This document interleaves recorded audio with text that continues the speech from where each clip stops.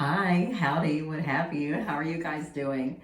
I have not posted in a couple of weeks, but honestly, that was not my intention when starting this. I plan on posting every week, but these last 2 weeks have been absolutely crazy, and I'm still learning how to set boundaries, firm boundaries of how to insist that I have my own time and personal space here at home. It's very difficult for me for various reasons. You guys know how it is, parenting and just life. So anyways, I'm still learning on how to set boundaries, and while it might be difficult, sometimes I will say that I am definitely making some progress in that area. So I haven't posted in a couple of weeks, but I have been busy showing up for myself, and I'm happy to say that I do have some results. So let's get into that part.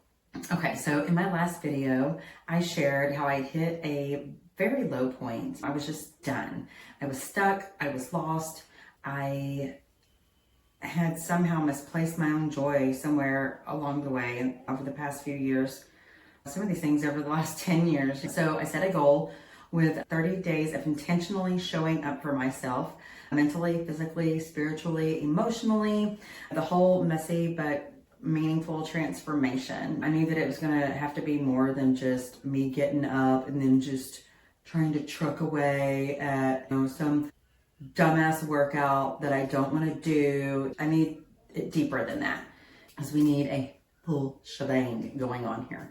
Okay. Anyway, so this is my 2-week check-in, and honestly, I'm proud of myself. So let's talk about progress.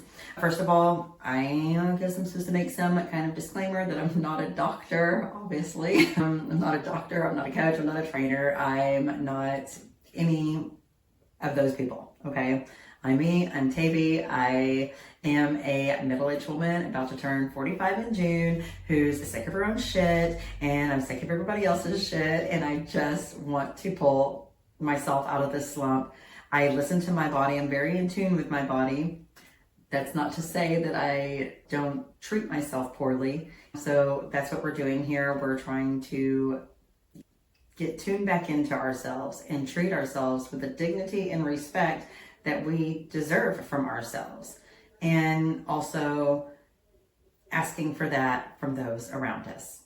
So that's it. Oh yes, and I do want to say that any channels or tools that I mention will be linked in the description down below. So let's rewind. At the end of February, I weighed 191 pounds.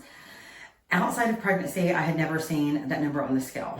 I'm 5'6". I guess have an average body type, but like I said, I was very stagnant. While I wasn't eating horribly, I had become incredibly stagnant. I sit at work. I was sitting at home. I was barely moving, and I was definitely depressed. I would have to say that the most that I probably stood in a day was to cook dinner after I got home and getting up and getting dressed in the morning for my day. That's it. Sundays on the weekends, I was literally like, if I wasn't out running errands, then I was just sitting there watching TV or sitting out in the backyard with my kids or something. It's been terrible, dude. It's been terrible for me. It was. Anyway, so March came with some more surprises. That I was sick for 2 weeks. A week at the end of February, and then another week at the beginning of March, which followed up with an emergency appendectomy. Fun little fact about appendicitis is, if you never had it, is that you lose your appetite. There's zero appetite. I thought I had the flu like at the end of February, but come to find out, this was all like leading up to my appendicitis for 2 weeks. And so, yeah, I barely ate for 2 weeks. And by the time I started to recover around March 24th, oh yes, and I also had an umbilical hernia removed at the same time. The doctor was like, we have to go in through the belly button anyway, and I see that you have a hernia there. So I'm going to be kind, and if I am able to get that, I'm going to go ahead and snag that too. I was like, what? I didn't even know I had an umbilical hernia. Okay. But once I saw the pictures of it online, I was like, thank God that I got the surgeon that I did, because he did not have to do that. That was really kind. So I feel like I got a 2-for-1 special. So anyways, I digress. Anyways, by the time March 24th rolled around, I had just gotten back from my parents that previous weekend, And I was just laying it out on my mom how I was just depressed. And I really needed that weekend because once I got back home, I took my measurements, took my weight, I jotted it all down. I put it up on the tack board because that's one of the things that they always say. You've got to take your measurements and you've got to do before and after pictures. Take your before photos. Otherwise, you're not going to really notice your progress until it becomes drastic enough for it to. So anyway, so that's what I did. And then I said to myself, okay, April 1st is coming. We're just going to chill until April 1st. And then after that, we will just start on this journey. So it gave me some headspace. I had a week to figure out like what kind of plan I wanted to do. I was already not really eating much. So that's when I decided to just go ahead and kick it with OMAD, right? The 1 meal a day, OMAD, OMAD. Anyhow, which was fine because, like I said, at the time I was barely moving. So I really needed to be in a calorie deficit if I was going to lose weight and start moving my body. So after I put this on my tack board, I said, oh my God, okay, so now you need a plan. Here we go. So let me be clear when I mention OMAD, I am not a diet person. I have never been on a diet. I have pretty much always generally eaten clean foods. Not flexing, okay? It's just how I like to eat. I've always just liked food as food is. I love vegetables. I freaking love meat. I don't like a lot of junk stuff. I don't keep a lot of snacks around. I don't eat a lot of sweets. It's just not something that I enjoy. I don't enjoy it, okay? Everybody else in the house does. They freaking love it. And I'm like, I just don't want it. I don't eat it. But whenever I finally do decide that I want to eat something, it's never there because why? It's already gone, okay? And that's a little bit of annoying, but whatever. Anyhow, but this wasn't about restrictions. This is about routine, about me creating a new routine for myself and about finding what works for me. So I started tracking my progress and I started adding movements. So anyways, you'll see here up on the screen where I was on March 24th. I weighed 180 pounds. You can see my arm measurements, 13.5, legs 23, chest 40, waist 36, hips 48. As of April 11th, my weight was 173, arms 12.75, legs 23, chest 40, waist 34.5, and hips 46, okay? I kid you not. So that's 7 pounds and 2.25 inches, okay, that I lost in 11 days.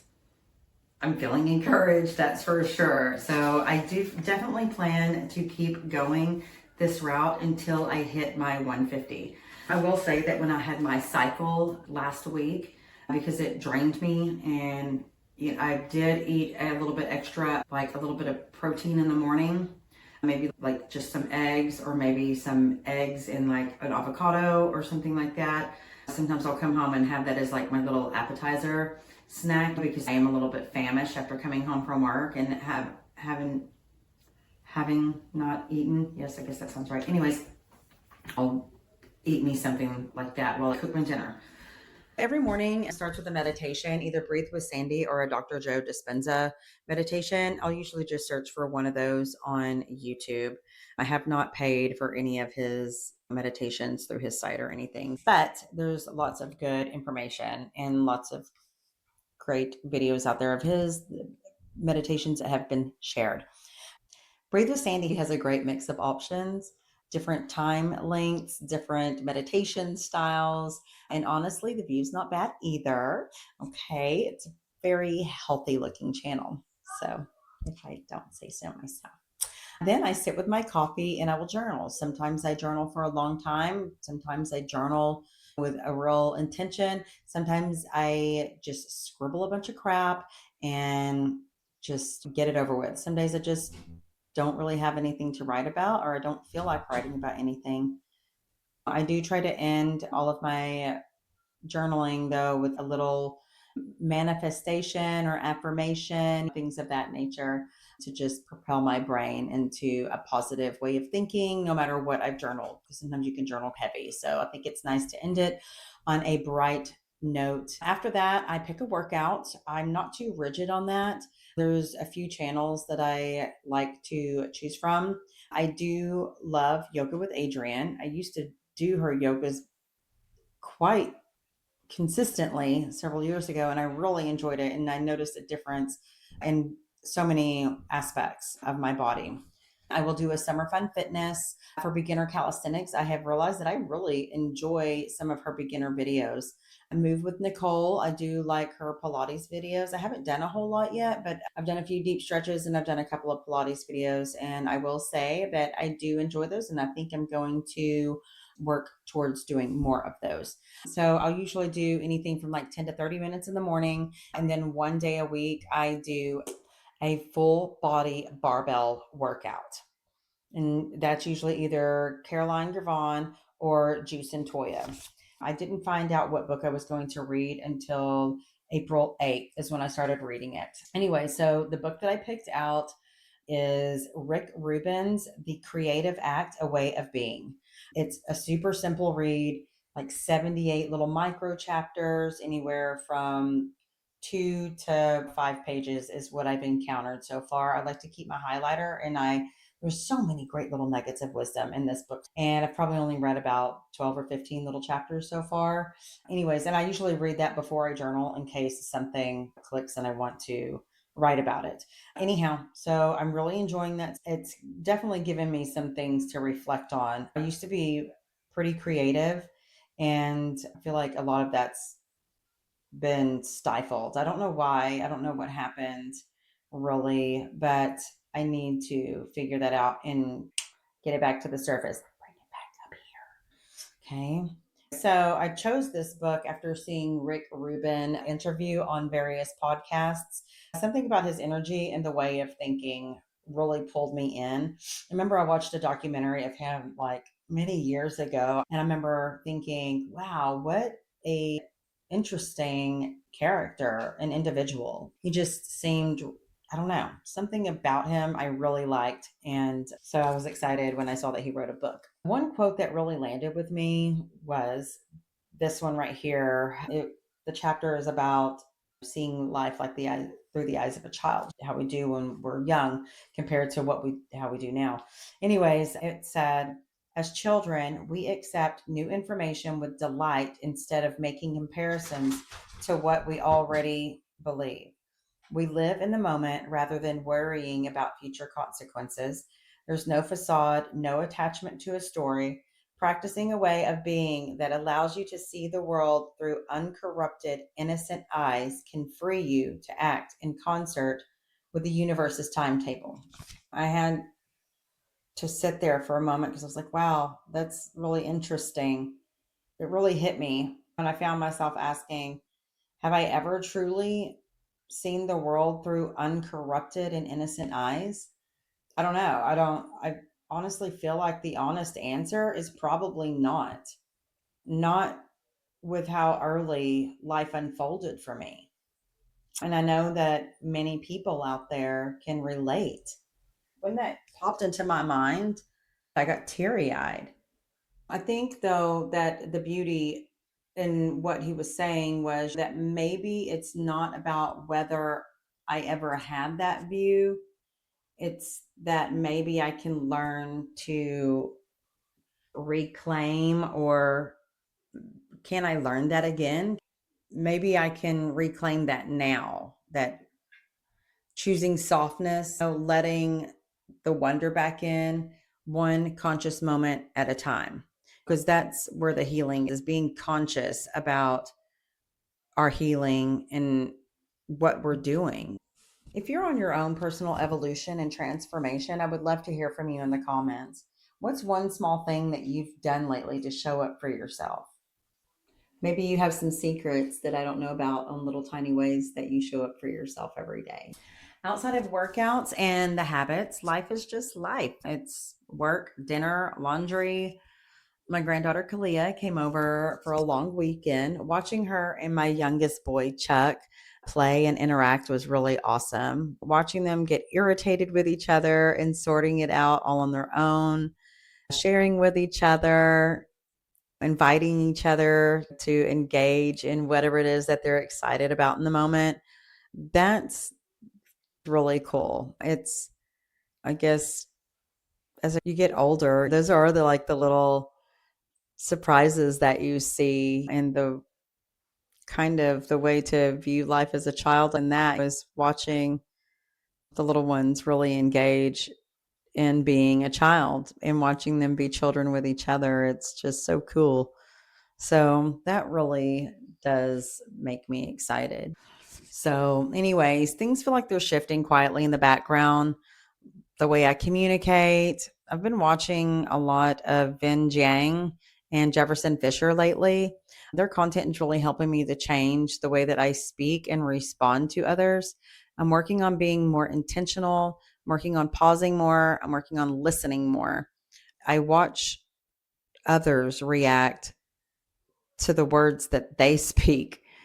And that's been very interesting, giving people pause to respond, giving people that moment to reflect on whatever it is they just spoke. This journey isn't just physical, it's emotional, it's spiritual. Stepping into what I see as the second major phase of my life as a woman. Yes, we have many phases in our life as human beings in general over our lifetime, but this one feels more pivotal. It's not just about finding my voice or my strength or my peace again.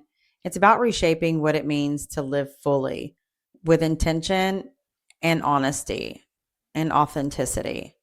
And I'm so glad that I'm documenting it, even if I'm doing it imperfectly. So, if you're on your own personal evolution or even just thinking about it, I'd love to hear from you in the comments. What's one small thing that you've done lately to show up for yourself? Maybe we can share these little ways that we show up for ourselves. Maybe some of us might not think about showing up for ourselves in ways that another person might. So I think that might be cool to share. Alrighty, y'all. That's enough of me for today. Do your girl a favor and hit that and subscribe button. Until next time, good luck and Godspeed.